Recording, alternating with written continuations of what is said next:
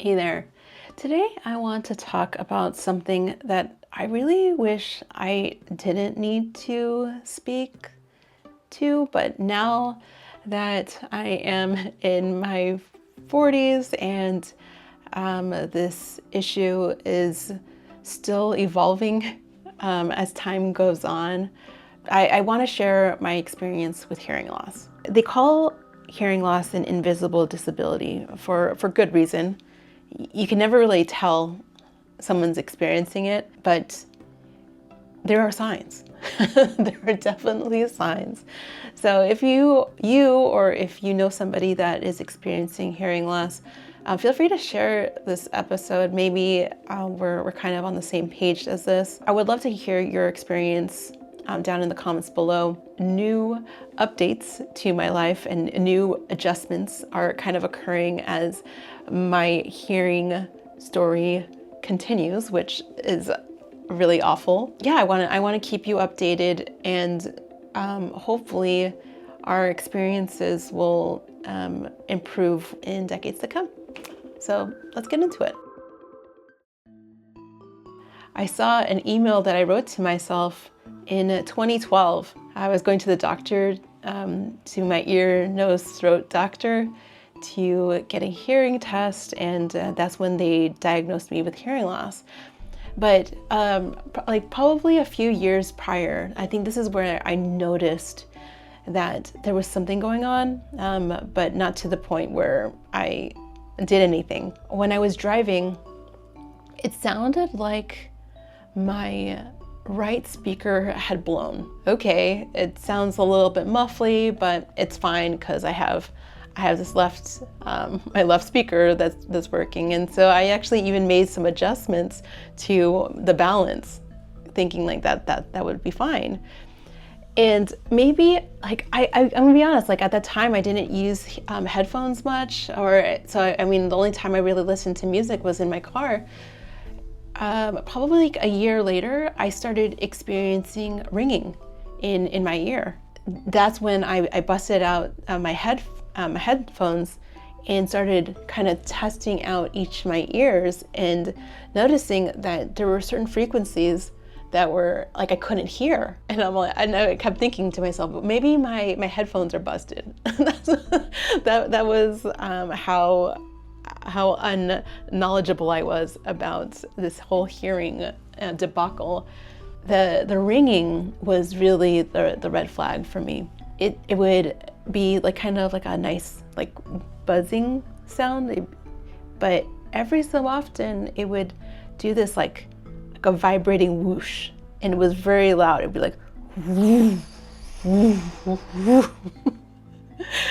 And that was my experience, and that was the time that I decided to reach out to my general practitioner, and that's when they referred me to get a hearing test. The ears, nose, throat doctor had mentioned maybe we'll put you on a steroid just to see if your hearing, it might be a temporary hearing loss situation where it can be rectified immediately. But at that point I had known that something was kind of off. They told me that I had 40% hearing loss in my right ear. My left ear was fine at the time. I remember just staring at my doctor, the ears, nose, throat doctor, and asking them okay, so why did this happen? And they literally had no answers for me. They're it could have been anything, but unfortunately there's nothing that we can do. That was probably honestly the worst news I had ever heard in my entire life at the time. I looked into getting a hearing aid, and I actually did purchase one, and it was crazy at the time, crazy expensive. I was doing research, and I was shocked that most insurance it doesn't cover the cost of a hearing aid. 50% of Americans will experience hearing loss when they're over the age of 50. And you're telling me that insurance isn't gonna pay for hearing it? I'm dude, that's so that's such a messed up scenario. For some reason, I imagined and envisioned that by obtaining a hearing aid, my hearing would 100% come back. like things would be just the same. But unfortunately, I found that the hearing aid that I had gotten was pretty uncomfortable.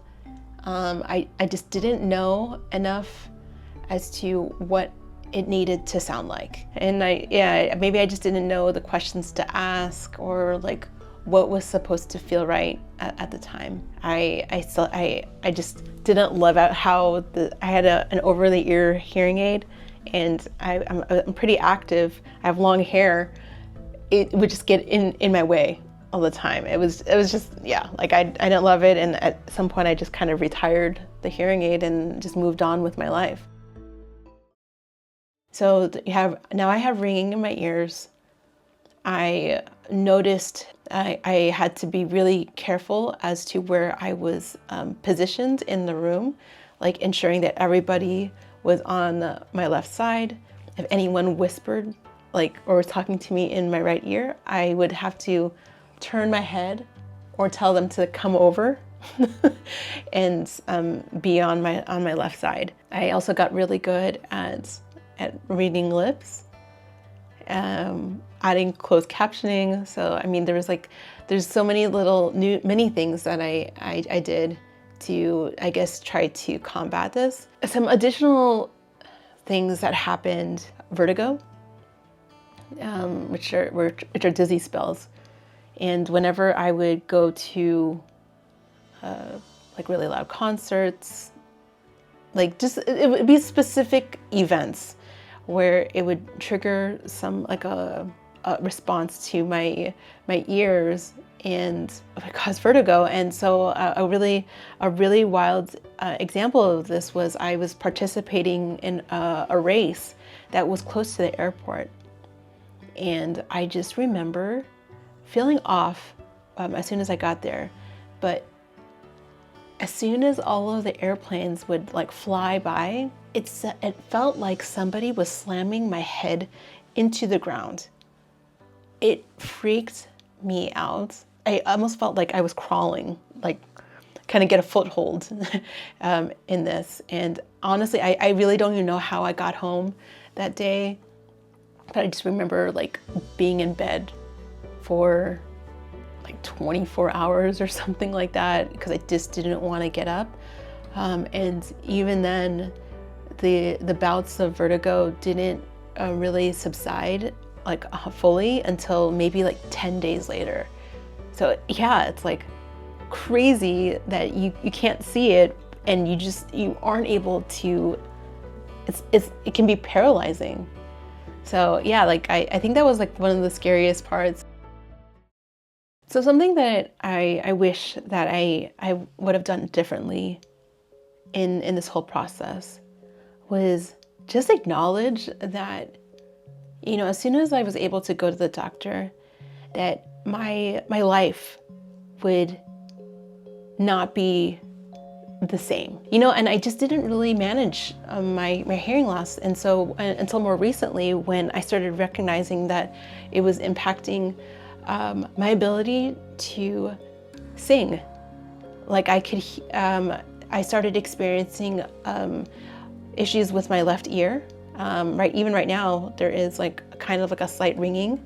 But I finally went to the ear doctor to get my ears checked again. And yeah, there is now hearing loss in my left ear. There is still hearing loss in this right ear. The frequencies are there's some moderate to severe hearing loss into specific frequencies.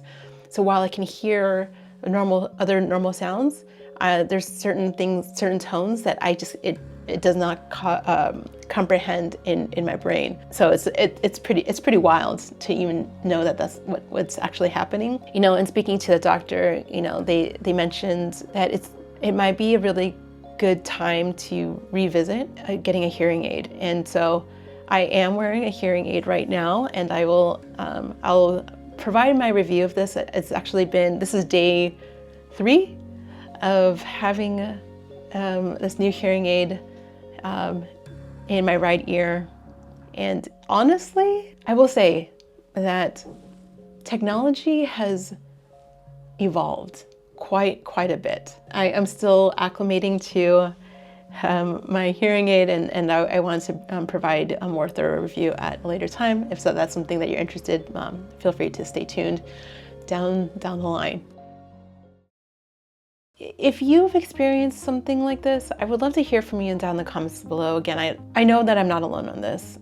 And so when I was actually searching on YouTube, I didn't really know what to look for. I mean, there's there's a lot of audiologist information, but I didn't really see that many people talking about it.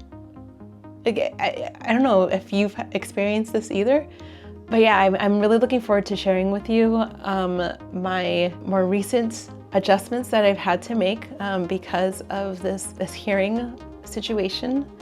I'm starting to also recognize that I need to protect my ears at all costs, including this one that is also experiencing mild hearing loss. Yeah, but this is my story. We'll just kind of see how things go down the line. Thanks.